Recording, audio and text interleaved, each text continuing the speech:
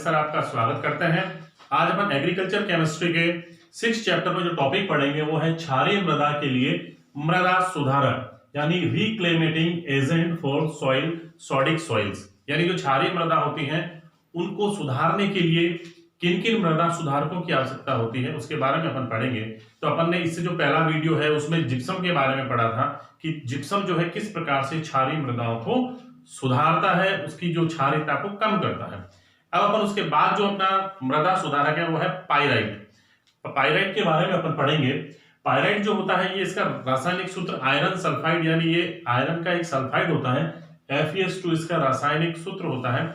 ये एक सस्ता मृदा सुधारक है, यानी बहुत चीप होता है। इसके जो मुख्य स्रोत होते हैं, अगर अपन इसकी बात करें कि ये कहाँ कहाँ पाया जाता है, तो ये अमझोर जिला रोहतक बिहार में मिलता है। इसके जो स्रोत होते हैं भंडार यहाँ पाया जाता है। सलादीपुर जिला सीकर राजस्थान में, ये सीकर जिले के सलादीपुर क्षेत्र में मिलता है। और इनकार डोहल मैसूर, मैसूर जो है वो कर्नाटक है, यानी कर्नाटक में ये मैसूर के ये इनकार डोहल क्षेत्र में मिलता है।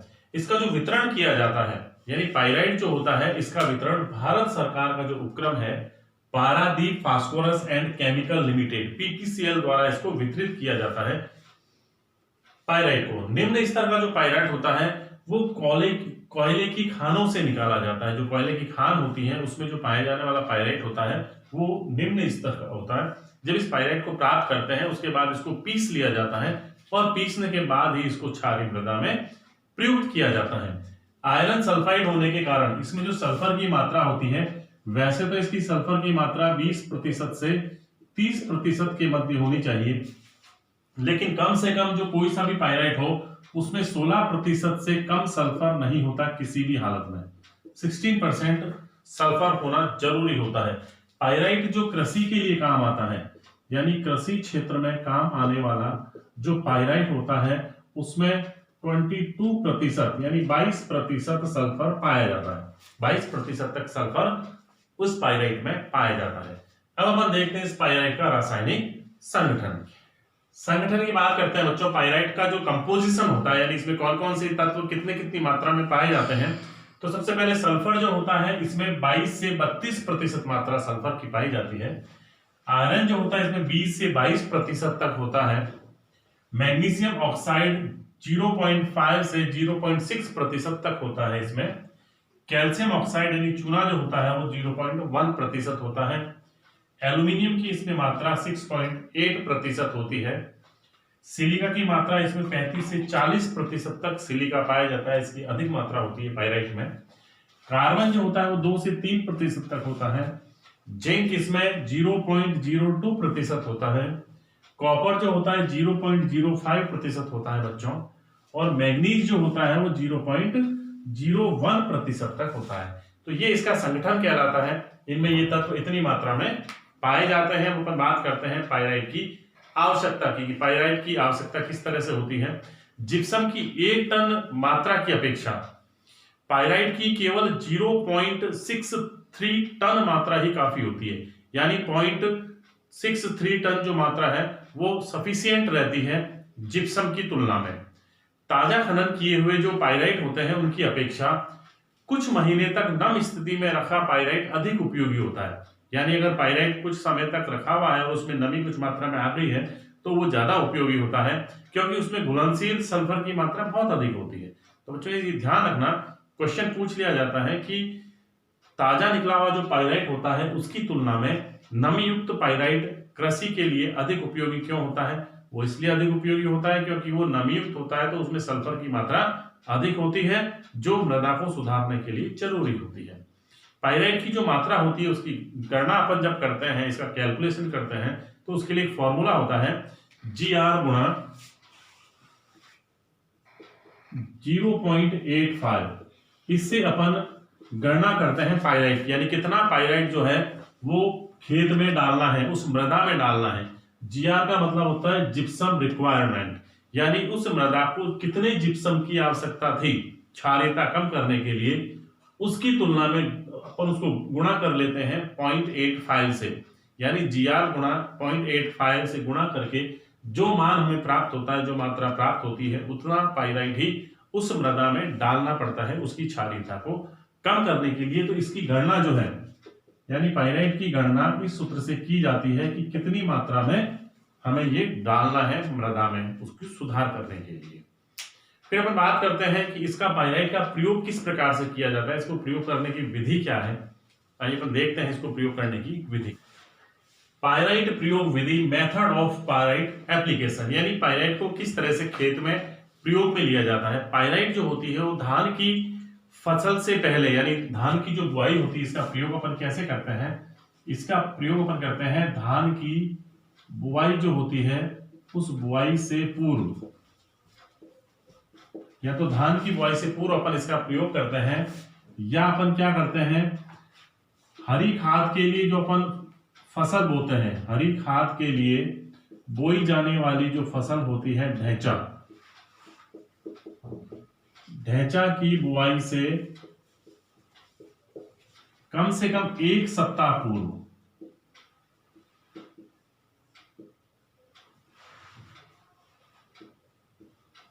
एक सप्ताह पूर्व क्या करते हैं, इसको मृदा में बिखेर करके,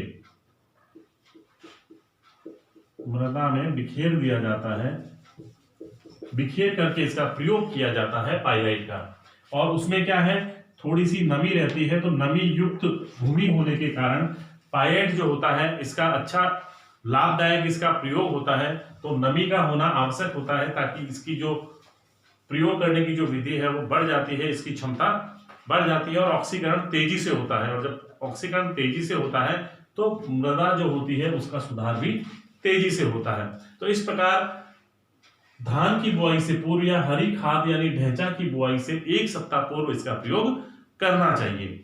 यदि होता क्या है, यदि इसके डालते ही खेत में अगर पानी भर दिया जाए, पाइराइट के डालते ही खेत में अगर पानी भर दिया जाए तो उसका ऑक्सीकरण कम हो जाता है।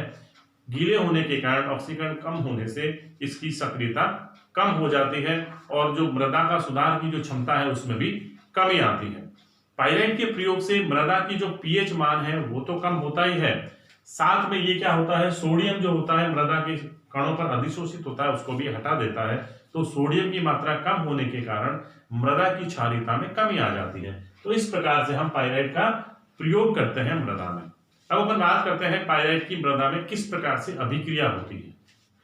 पाइराइट की मृदा में अभिक्रिया, यानी पाइराइट मृदा में किस प्रकार से अभिक्रिया करता है। करते क्या है, सबसे पहले पाइराइट को मृदा में बिखेर दिया जाता है और उसका ऑक्सीकरण पूर्ण होने दिया जाता है। जब उसका ऑक्सीकरण पूर्ण हो जाता है उस नमी युक्त मृदा में, तब क्या करते हैं 10 से 12 दिन तक, यानी 10 से 15 दिन तक उस खेत में पानी भर दिया जाता है। 4 से 5 इंच यानी सेंटीमीटर तक, 4 से 5 सेंटीमीटर पानी भर देते हैं ताकि वो अभिक्रियाएं पूर्ण हो जाए। उसके बाद क्या होता है, क्योंकि पाइराइट में घुलनशील सल्फर जो होता है वो जल में घुल करके ऑक्सीकरण द्वारा, यानी उसमें जैविक ऑक्सीकरण होता है और वो घुल करके अंत में सल्फ्यूरिक अम्ल बना देता है। ये सल्फ्यूरिक अम्ल क्या करता है, ये सल्फ्यूरिक अम्ल मृदा में उपस्थित स्वतंत्र कैल्शियम कार्बोनेट से क्रिया करके, जो उसमें फ्री कैल्शियम कार्बोनेट्स होते हैं उनसे रिएक्शन करके, उनसे रिएक्ट करके कैल्शियम सल्फेट बना, कैल्शियम आयन मृदा पर उपस्थित जो सोडियम आयन होते हैं उन सोडियम आयनों को पृथक करके कैल्शियम उस मृदा पर अधिशोषित हो जाते हैं और सोडियम जो होते हैं सोडियम सल्फेट बन जाता है।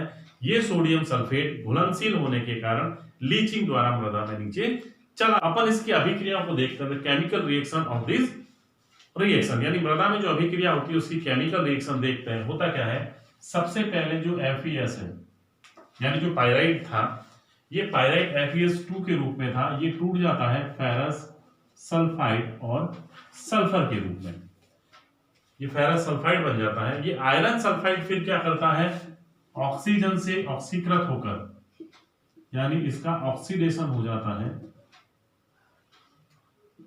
ऑक्सीडेशन होने से क्या होता है, आयरन ऑक्साइड बन जाता है, Fe2O3 प्लस सल्फर वापस इसमें निकल जाता है। अगर अपन इस अभिक्रिया को संतुलित करें, 4 अगर यहां लगा दें, यहां अपन को 2 लगाना पड़ेगा, 4 हो गए, क्योंकि सल्फर जो है इसमें 4 है तो यहां भी अपन ने 4 लगा दिया और यहां पर 3 लगा दिया। ये अभी अभिक्रिया जो है वो संतुलित हो गई। तो इस प्रकार से आयरन सल्फाइड जो है ऑक्सीकृत होकर के आयरन ऑक्साइड बना देता है। इसमें बने हुए, यानी ये जो सल्फर है, ये जो सल्फर है, अब ये सल्फर क्या करेंगे, ऑक्सीकृत होकर के वापस इनका ऑक्सीडेशन होगा, दोनों ही का बैक्टीरिया द्वारा। मृदा में जो बैक्टीरिया होते हैं वो बैक्टीरिया द्वारा सल्फर का ऑक्सीकरण होकर के सल्फर ट्राइऑक्साइड बन जाती है। ठीक है बच्चों, सल्फर ट्राइऑक्साइड बन जाती है। इसको अपन अगर संतुलित करें, इस प्रकार से संतुलित हो गई। ये सल्फर ट्राइऑक्साइड अब क्या करेगी, क्योंकि हमने जल भर दिया था खेत में, तो ये सल्फर जो ट्राइऑक्साइड है ये अब जल से क्रिया करके क्या बना देगी, सल्फ्यूरिक एसिड बना देती है, यानी अब गंधक का अम्ल बन जाता है मृदा में। यही कहलाता है गंधक का अम्ल।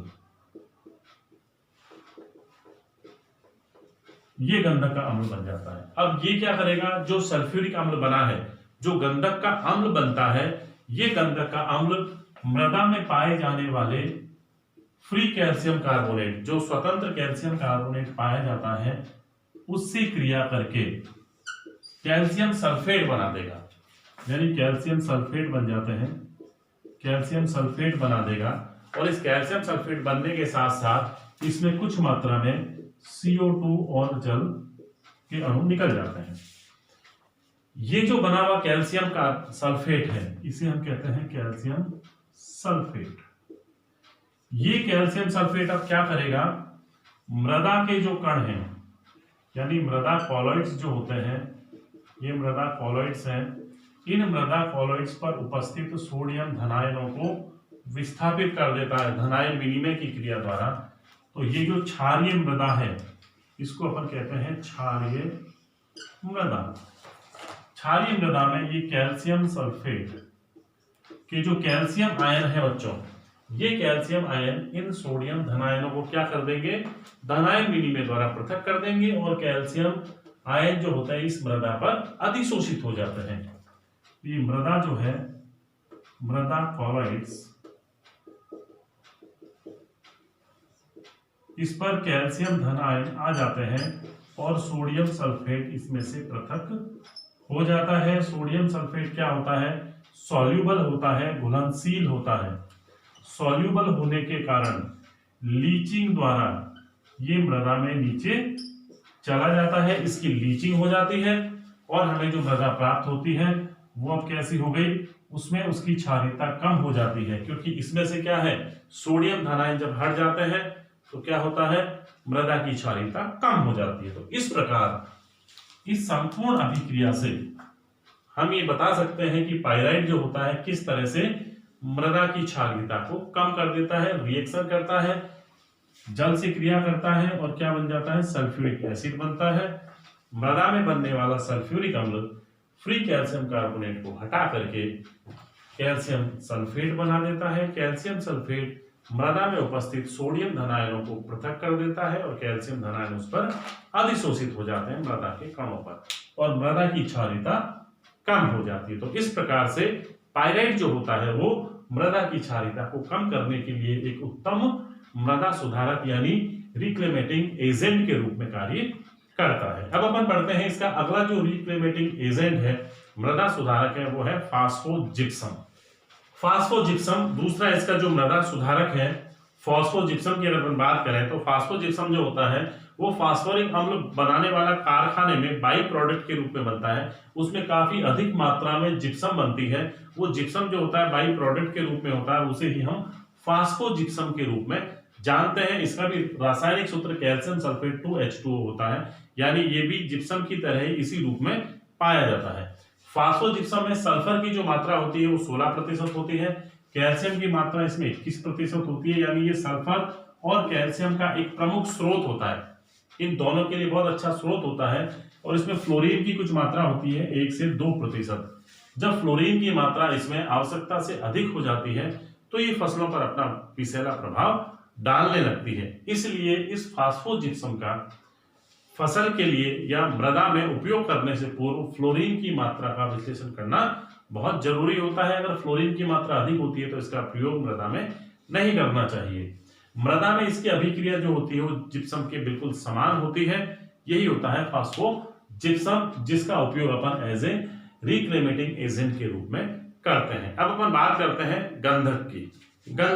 गंधक भी एक मृदा सुधारक के रूप में कार्य करता है। गंधक का उपयोग किस प्रकार किया जाता है कि गंधक जो होता है इसका प्रयोग चूना युक्त जो क्षारीय मृदाएं होती हैं, यानी ऐसी मृदाएं जिनमें चूना पाया जाता है, चूना युक्त क्षारीय मृदाओं के सुधार के लिए गंधक का प्रयोग किया जाता है।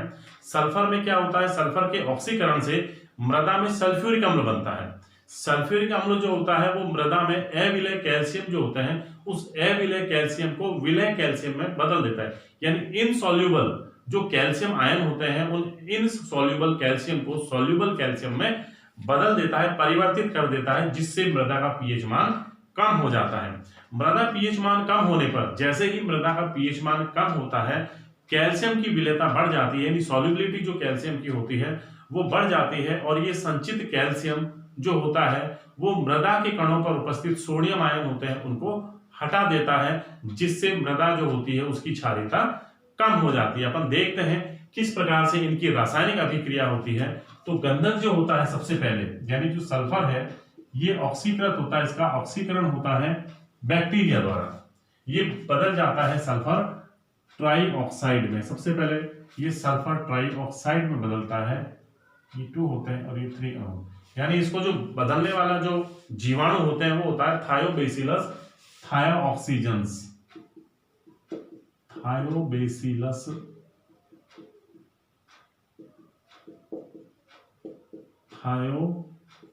थायोऑक्सीजेंस। ऑक्सीजेंस जो होते हैं ये बैक्टीरिया होते हैं, इनकी मदद से ये सल्फर ट्राइऑक्साइड बनती है। ये सल्फर ट्राइऑक्साइड क्या करती है, मृदा की नमी से क्रिया करके, जल से क्रिया करके सल्फ्यूरिक अम्ल बना देती है। ये बन जाता है गंधक का अम्ल, पुनः गंधक का अम्ल, सल्फ्यूरिक एसिड बन जाता है। अब सल्फ्यूरिक एसिड क्या करेगा, चूना युक्त भूमि जो होती है, जो क्षारीय भूमि होती है उनसे क्रिया करता है, यानी सल्फ्यूरिक एसिड क्रिया करेगा चूने से, यानी कैल्शियम कार्बोनेट से ये क्रिया करता है। चूना युक्त जो मृदा होती है क्षारीय से क्रिया करता है और कैल्शियम सल्फेट बना देता है, कुछ मात्रा में जल और CO2 बन जाती है।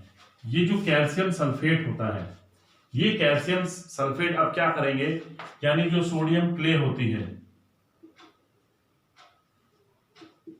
सोडियम यानी क्ले पर जो सोडियम धनायन पाए जाते हैं अधिशोषित, उनमें से सोडियम को हटा देती है और कैल्शियम उसके स्थान पे आ जाते हैं, कैल्शियम क्ले बन जाती है और यहाँ पर सोडियम सल्फेट अलग हो जाता है। सोडियम सल्फेट जो होता है ये सॉल्युबल होता है, घुलनशील होता है। सॉल्युबल होने के कारण ये लीचिंग द्वारा मृदा में नीचे चला जाता है, यानी लीचिंग प्रक्रिया से ये भूमि में नीचे चला जाता है और मृदा जो होती है उसकी क्षारीयता कम हो जाती है सोडियम हट जाने के कारण। तो इस प्रकार से गंधक जो होता है वो एक अच्छे क्षारीय मृदा सुधारक के रूप में कार्य करता है। यदि मृदा में कैल्शियम कार्बोनेट से अगर मुक्त है, यानी मृदा में अगर कैल्शियम कार्बोनेट बिल्कुल भी नहीं है, तो H2SO4 जो होता है वो किस प्रकार से क्रिया करता है वो अपन देखते हैं। यानी कैल्शियम कार्बोनेट से मुक्त मृदा के लिए क्या होता है, जो सोडियम क्ले है यानी जो मृदा है उसकी अभिक्रिया सीधा ही H2SO4 जो होता है वो क्या होता है, हाइड्रोजन आयन जो होते हैं इसमें से इसको हटा देते हैं, इस क्ले को, सोडियम को हटा देते हैं और H क्ले बन जाती है, यानी सोडियम युक्त क्ले बन जाती है और वो ही सोडियम सल्फेट, और यहाँ भी दो आएंगे, सोडियम सल्फेट जो होता है वो वापस हट जाता है, सॉल्युबल होने के कारण नीचे चला जाता है लीचिंग द्वारा, इसकी लीचिंग हो जाती है और मृदा पर क्योंकि हाइड्रोजन आ जाते हैं तो ये अम्लीय मृदा हो जाती है, यानी मृदा की क्षारीयता खत्म हो जाती है, ये क्षारीय मृदा है और वो अम्लीय मृदा बन जाती है। यानी जिसमें कैल्शियम का यानी चूना से जो मुक्त होती है मृदाएं उनमें H2SO4 सीधे ही सोडियम धन आयनों को पृथक कर देता है हाइड्रोजन आयन द्वारा। इस प्रकार बच्चों गंधक जो होती है वो मृदा सुधारक के रूप में कार्य करता है। अब अपन अगला जो पढ़ेंगे वो पढ़ेंगे गंधक का अम्ल। गंधक का अम्ल बच्चों जिसे हम सल्फ्यूरिक अम्ल के नाम से भी जानते हैं, इसका रासायनिक सूत्र H2SO4 होता है। इसका प्रयोग भी उसी प्रकार से होता है जैसे अपन ने अभी इससे पहले जो मृदा सुधारक पढ़ा था गंधक। ये गंधक का अम्ल जो होता है वो क्या करता है, मृदा जो चूना युक्त जो मृदा होती है उसमें से कैल्शियम को हटा करके कैल्शियम सल्फेट बना देता है। वो कैल्शियम सल्फेट क्या करता है, मृदा में उपस्थित सोडियम धनायन जो उसके ऊपर होते हैं उनको हटा देता है। इस प्रकार से ये रिएक्शन करता है जो अपन ने अभी इससे पहले वाले मृदा सुधारक में पढ़ा था। लेकिन इसका जो उपयोग है वो बहुत ही सीमित मात्रा में किया जाता है, बहुत ही लिमिटेड इसका प्रयोग होता है। क्यों होता है, उसकी ये 3 बातें हैं कि पहला कारण तो क्या है, ये बहुत ही महंगा मृदा सुधारक होता है, यानी ये बहुत ही कॉस्टली पड़ता है। दूसरा इसका जो कारण है वो है ये कि अत्यंत दाहक होता है। ये दाहक होने का मतलब ये चमड़ी अथवा कपड़े को जला देता है, अगर इस पर लग जाए तो ये उसको जला देता है। तीसरा है कि चूना रहित अगर मृदा में इसका प्रयोग कर दिया जाए, ऐसी मृदा में अगर इसका प्रयोग कर दिया जाए जो चूना रहित है, तो उसको ये अम्लीय बना देता है, उसकी अम्लीयता को बढ़ा देता है। तो इसलिए इसका उपयोग जो है वो बिल्कुल सीमित मात्रा में किया जाता है। ये भी एक मृदा सुधारक की तरह काम में लिया जाता है। तो इस प्रकार बच्चों अपन ने कुछ मृदा सुधारकों का अध्ययन यहाँ पर किया। अगर आपको ये वीडियो पसंद आए तो आप इसको सब्सक्राइब कीजिए और आगे इससे और भी जो मृदा सुधारक हैं उनको अपन पढ़ सकें। धन्यवाद।